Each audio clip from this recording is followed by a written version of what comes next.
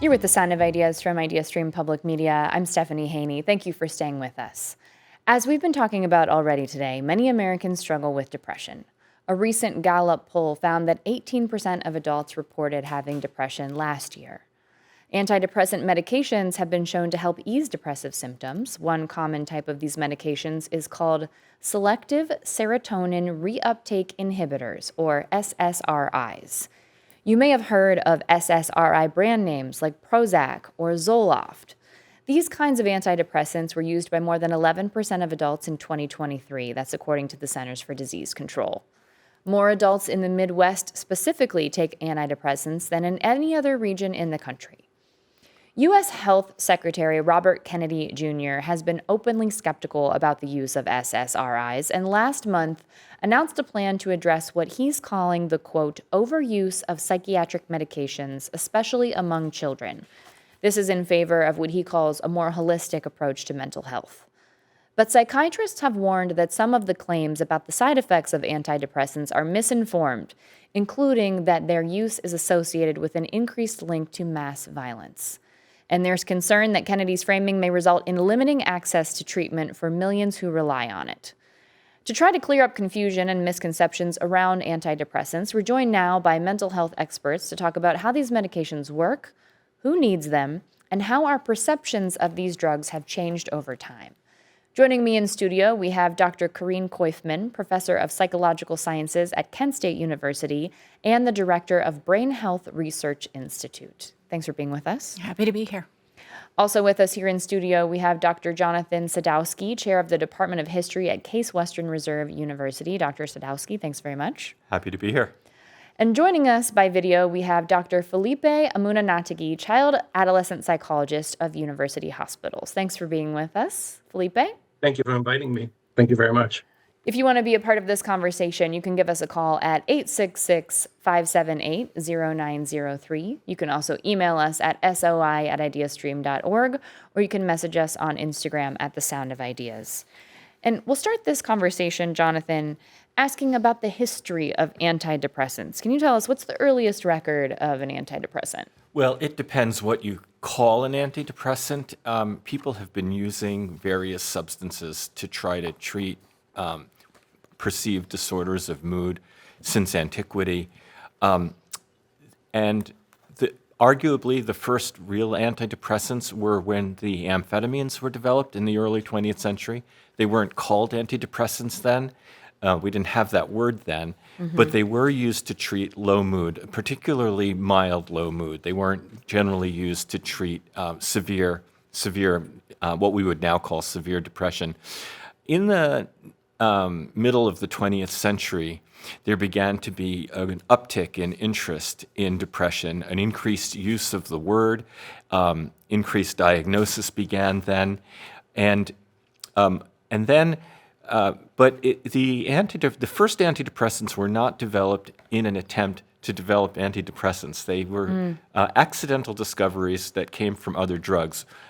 There's a class of drugs called the MAOIs, and these were really the first antidepressants, and they were originally developed to try to treat, they were actually intended to be a tuberculosis drug, and they were perceived to have effect on mood, so people tried them for depression. Then there was another class of drugs called the tricyclics, and these were developed actually out of schizophrenia research, and the person who originally was doing this research found that the tricyclics improved mood in schizophrenic patients, but did not cure psychotic symptoms. But he thought if they improved mood, well, maybe it'll work for depressive symptoms and depressive disorders. So he tried that. Both the MAOIs and the tricyclics had some adverse effects. Most drugs do. In fact, I think virtually every drug has adverse effects. It's a matter of cost-benefit analysis whenever you take a drug. But there was a search for alternatives to these because they were shown to be effective, but they did have adverse effects. And this was one of the reasons that the SSRIs were developed. And the SSRIs, unlike the MAOIs and the tricyclics, were developed intentionally based on a hypothesis, the serotonin hypothesis. I have to insert here now that serotonin was discovered in the city at the Cleveland Clinic in the 1950s, one of our town's claims to fame. But serotonin is only one of a number of neurotransmitters that have been implicated in depressive disorders, and SSRIs only work on serotonin. I hope that's at least the beginning to your question. Oh, I just wanted to add that, but it was because there was increased attention to depression at this time. That's why they were called antidepressants, and that's why we have the term antidepressants starting in the 1950s. Thank you very much for this, Jonathan. We appreciate that. And that MAOI, that stands for monoamine oxidase inhibitors, for anyone who may be curious. And Corinne, tell us a bit more about selective serotonin reuptake inhibitors and how those work. Yeah, so SSRIs, which have been around for quite a while, actually I think the first published study was in 1974, are drugs that essentially serve to make more serotonin available in the synapse or the space between neurons in the brain. So, serotonin is an important neurotransmitter, as is neuroepinephrine, and there is a kind of adjacent class of drugs called SNRIs, which act on serotonin and neuroepinephrine in the brain, both of which are used very, very commonly to treat depression, of course, but actually the vast majority of psychiatric conditions can be treated by these drugs. So we use them for anxiety disorders, substance use disorders, eating disorders, stress disorders. They're really used across the spectrum because of their long safety record, but also their relatively the ease with which people can take them. There's low side effect profiles for them. They're pretty acceptable. And again, lots and lots of safety. Now, Felipe, your practice area concentrates on children and adolescents. Do SSRIs work differently in children than in adults? So they have very similar benefits. The main difference, perhaps, is that children tend to metabolize them, so consume them, get rid of them in their body at faster rates than your average adults. So sometimes you see doses that are higher or a dosing schedule that involves twice a day dosing. So that's the main difference. I see. And Felipe, a recent study showed that 4 in 10 high school students reported prolonged feelings of sadness and hopelessness in 2023. What are you hearing about kids and their mental health? How are you feeling about that right now? Does it seem to be something that's increasing, something that's staying level? So from the point of view of my own clinic, but also looking at national trends, there's an increasing demand and need for mental health services for children. And there are lots and lots of kids reporting significant distress at a clinical level at a younger age, middle school and younger even. So there seems to be an increase in the need and increase in the number of children that are afflicted by these conditions. Corinne, I want to go back to you. You were talking about SSRIs and the relatively low side effects that might be associated with them. Kennedy, the health secretary for the U.S., has made a lot of claims about the side effects of SSRIs, saying they're linked to violence and mass shootings, or that withdrawal from these can be worse than heroin. Can you tell us what the science is showing related to those things? Well, I mean, I think SSRIs are a really important tool in the toolkit to treat very serious mental health conditions. And so I think it's important to remember with any drug, you wouldn't just take it away from a patient who has a condition. And we shouldn't be thinking differently about depression or anxiety than we are about other disorders or diseases. I think we know that these medications certainly can have side effects, particularly in the loading period, so the starting period at which they're in an individual's prescribed the medication, and also in the withdrawal period. And so it's really important that patients who are being treated with, with the supervision of a professional, right? And so one of the challenges we have in our mental health care field today is that actually there's limited access to mental health professionals or to physicians who can prescribe these medications, as well as the other treatments that we do have available. So SSRIs are one tool in a very large toolkit that involves all kinds of other interventions. And so it's important that people who need care have access to professionals who can carefully consider what would be the best option for that individual, of which SSRIs are a perfectly reasonable option. Felipe, I want to ask you about something that I've seen mental health professionals say in response to some of the things that Kennedy is claiming. I've seen mental health professionals say that this focus on overprescribing is an oversimplification of the issues that we're having with the mental health crisis here in the United States. Do you think that there is a inappropriate focus on overprescribing? What do you think is happening there? So there's a lot of misunderstanding in the public, and unfortunately in some of our political leaders, about the nature and effect of these medications. When you look at the number of people who need care and the number of people who are actually getting care, particularly in children and adolescents, there's a large number of kids that are not getting treated who need it. So I really have a hard time understanding where would be any evidence supporting that we're overprescribing these medications. Jonathan, what can you tell us, if you can tell us anything about the history of access to mental health and the rate of prescribing of antidepressants in the country? Well, one point I wanted to make from a historical point of view about overprescribing is that a lot of people look at surging rates of diagnosis and surging rates of medicating and conclude, well, all of those people couldn't have been, what we're just expanding the definition of depression too broadly. But that's different from actually showing that the people don't need it. And very few people who've argued the case for overprescription have actually shown that these are people who don't actually need it. And one of the things that can cause an increase in diagnosis rates is just better understanding of the condition, better recognition of the condition. There's a lot more awareness of depression right now.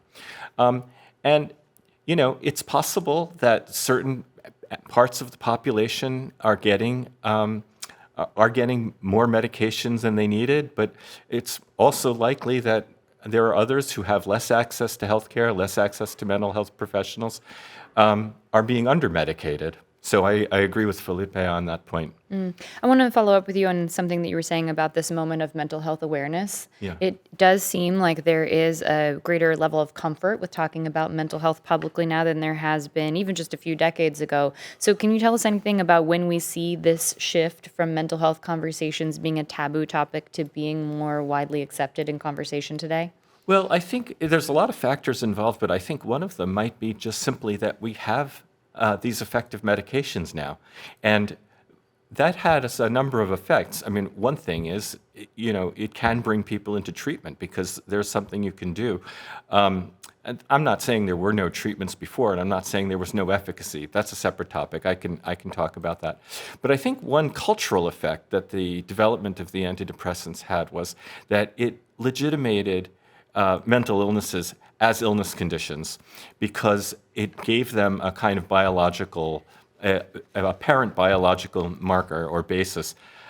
I'm not myself of the opinion that you need to have such a biological basis to define something as an illness, but that is, in our current cultural climate, that is a criterion that's often used. So I think the fact that people could see this or understand this as a dysfunction of the brain or something not working right in the body helped give it a legitimate status as illness.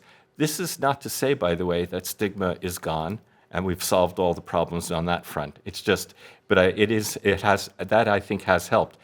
The unfortunate side of that, in my view, and I'd like to hear what the other panelists think about this, is that I think that this introduction of this idea that these are biological diseases may have led to an underemphasis on the talk therapies, which are also valuable and can also be effective.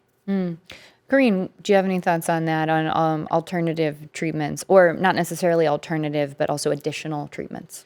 Yeah, I mean, I think it's very important to remember we have a very long track record of understanding psychotropic medications like SSRIs and psychotherapies. In fact, the dominant therapies that are used today have been around for decades, have been incredibly rigorously tested, and work quite well. And I think, even increasingly we understand that some of the kind of core facets of our mental health are determined by very basic biological processes. You were talking about them in the last segment. segment, right? And so we even have very robust evidence suggesting that there are treatments for depression that can consist of regular exercise, for example. And so what's very important is that we consider that mental health disorders are complex. An individual is complex within their environment, and these are significant illnesses that tend to recur. And so we want to give each individual the package of treatments, including psychotherapies, which are very robust and durable in terms of long-term gains. In fact, sometimes more so than medications, depending on the individual and the circumstance. We want to give the individual the best combination, and actually often combinations are best. Felipe, what are your thoughts on that? Do you think that the ability to prescribe medications has had any impact on additional evidence-based therapies? So there's a couple of thoughts on that. First, I want to make reference to a historical event that was very tragic around the early 2000s, that we had print media mistakenly published parts of a study, a very large study. I was part of the treatment of adolescent depression, that essentially boiled down the entire findings to headlines that stated something to the effect of antidepressants cause suicidality in children. And regrettably, many kids were pulled off of those medications. And what we saw, and this is tragic, the complete suicide trend in adolescence had been declining up to that very year. And then we saw an uptick, a significant uptick on completed suicides after there was a warning indication connected to these medications. The available evidence shows that, particularly for severe conditions, combined treatments of antidepressant medications, SSRIs, plus cognitive behavior therapy lead to the best outcomes. And there's a reality that accessing good evidence-based therapy, it's very, very difficult and hard to find. So, and as a therapist, particularly in conditions of anxiety, talk therapy is far better tolerated by a child that has already started an antidepressant medication. Okay.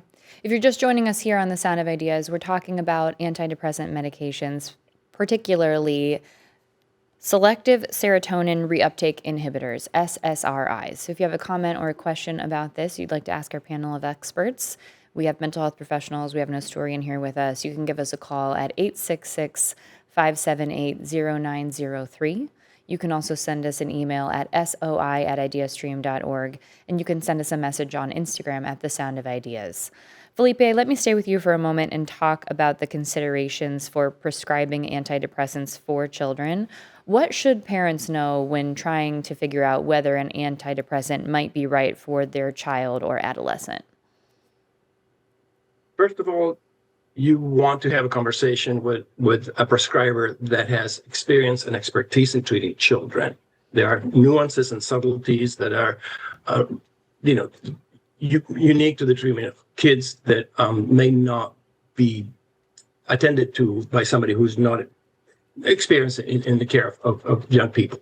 That's number one. Number two, that you have a provider that is open to your questions and can be available to address your concerns and point you in the direction of valid evidence in which you can, avail yourself of information that helps you make a decision.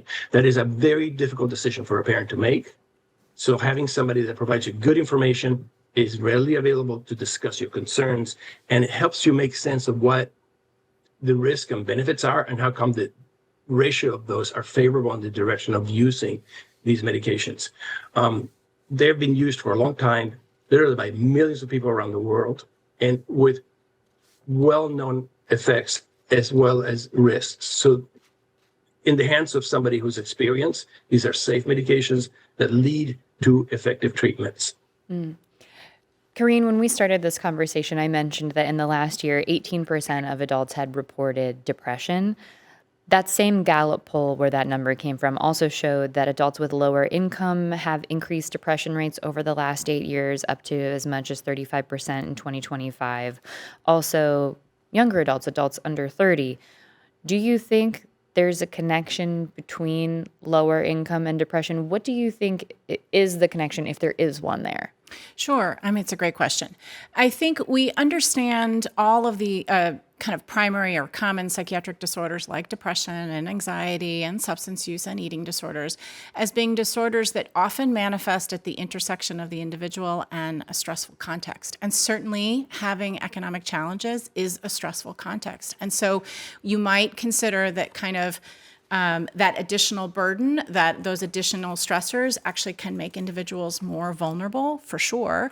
But in addition to that, I think it's pretty well established that individuals who have economic challenges often have lower access to care, right? So they're less likely to be able to receive care earlier in life that might then change a trajectory that might lead to psychiatric conditions, right? So many of the disorders we're talking about, like depression, are disorders that typically manifest in the first decade or the second decade of life, right? So typically early teens, mid-teen, late adolescence, emerging adulthood, and then they often recur.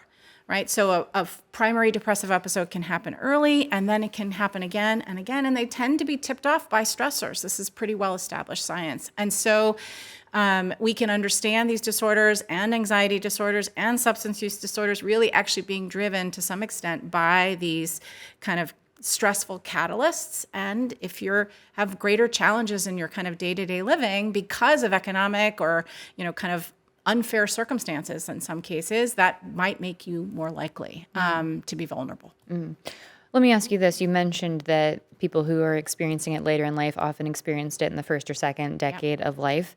If that is identified in the first or second decade of life and there are treatment modalities, whether that's a medication or whether that's something else put in place, does that have any impact on their ability to handle it later in life? For sure. And in fact, there's amazing evidence to suggest you can shift the trajectory of an individual using different types of interventions. In fact, there's a really powerful study that was published, I would say 10, 15 years ago, that demonstrated that cognitive behavioral therapy in children at the age of 7 to 10 could really transform their trajectory over decades. The challenge that we have is that the need for mental health care is far greater than the available resources we have. We simply don't have enough clinicians available. We don't even have enough mental health professionals to prescribe medications for the extent of the need. And access to care is quite limited. And so what we really need to do, instead of talking about removing a tool from our toolkit, is really focus on ways to get folks to the care they need at the time that they need it. And earlier is always better, because I think it can be transformative for a child and through adolescence if they have the care and the support they need. It certainly could change their life, and that's remarkable. We've got a call now from Beatrice in Euclid. Beatrice, welcome to The Sound of Ideas. Please go ahead. Hi, thank you for taking my call. I'm aware that, generally speaking, most psychiatrists do not run a basic profile, a nutrient test, blood test to check for deficiencies, especially in B vitamins and essential minerals. And I'm also aware in other countries, especially Germany, that virtually nobody is put on a psychiatric drug before first they place them on a comprehensive, fully methylated B vitamin supplement to see. And 80% of the time, this works. Why isn't this done in this country? Thank you. Thank you for the question, Beatrice. Felipe, I'll ask you about this. Do you have any insight into potentially blood testing and testing levels of B vitamin before medication is prescribed for depression? So practices vary considerably from one institution to another.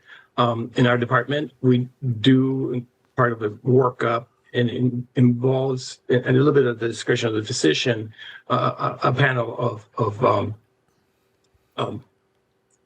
different blood work markers. Vitamin D as well as vitamin B are usually looked at because of their connection to mood disorders. And yes, we do also consider nutrition and other aspects of the person's life as a holistic approach to care. So, and indeed, there's a lot of variance in how we approach these disorders from continent to continent, whether it's Europe or Asia or South America. But information available regarding the effect of dietary practices and changes is not nearly as robust as the information available of the combination of SSRIs plus cognitive behavior therapy in redirecting a condition that it tends to be chronic and disabling. And to piggyback of the comments made earlier, there's mounting imaging evidence that cognitive behavior therapy actually changes brain structures in a way that is enduring. So the treatments do change the trajectory of these conditions, particularly when they're available early. Unfortunately, accessing care for kids with severe mental disorders is very difficult, particularly if the family it has limited resources. Corinne, do you have any thoughts you'd like to share on anything that Beatrice raised there? Yeah, I mean, I think her point is an interesting one, and I would argue that most of the time, SSRIs, for example, in this country are prescribed by general practitioners or family doctors who do often, do consider blood work as part of that, and usually it's an iterative discussion process that gets the patient to the point at which those medications are prescribed.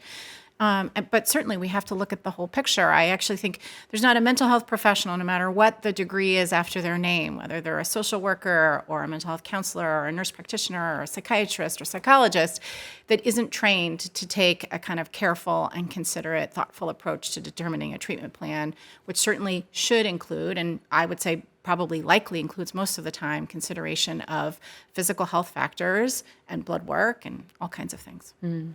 Jonathan, I want to ask you as we start to wrap things up here, we'd be remiss if we didn't bring up the conversation about the relationship between the pharmaceutical industry and also healthcare providers. Do you think that's something that we should be taking into consideration as we're looking to what's appropriate in the mental health care industry? Well, obviously, it's a subject that has some importance, and it has been documented that some of the pharmaceutical companies have engaged in bad behavior. Some studies have been suppressed in the past that did not show the results that the companies wanted. But we have lots of other evidence. The companies, I sometimes hear this by critics of the pharmaceutical industry and by critics of antidepressants in particular. I often hear this expressed as, well, they have a lot of money at stake.